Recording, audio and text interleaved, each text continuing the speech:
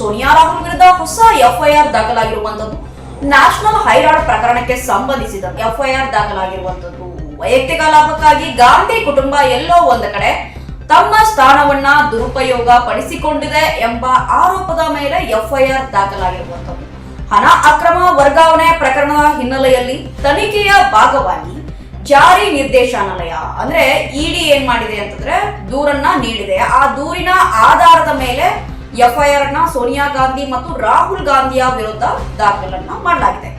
ಜೊತೆಗೆ ಜಾರಿ ನಿರ್ದೇಶನಾಲಯವು ಏಪ್ರಿಲ್ ನಲ್ಲಿ ದೆಹಲಿ ನ್ಯಾಯಾಲಯಕ್ಕೆ ಹಲವರ ಒಂದು ವಿರುದ್ಧ ಆರೋಪ ಪಟ್ಟಿಯನ್ನ ಸಲ್ಲಿಸಿತ್ತು. ಅದರಲ್ಲಿ ರಾಹುಲ್ ಗಾಂಧಿ ಮತ್ತು ಸೋನಿಯಾ ಗಾಂಧಿಯ ಹೆಸರು ಕೂಡ ಇದೆ. ಜೊತೆಗೆ ಯಂಗ್ ಇಂಡಿಯನ್ ಸಂಸ್ಥೆಯಲ್ಲಿ ಸೋನಿಯಾ ಮತ್ತು ರಾಹುಲ್ ಗಾಂಧಿ 38% ಅಷ್ಟು ಏನ್ ಮಾಡಿದ್ದಾರೆ ಅಂತಂದ್ರೆ ಶೇರನ್ನ ಹೊಂದಿದ್ದಾರೆ ಅಂತ ತಿಳಿದು ಬಂದಿದೆ.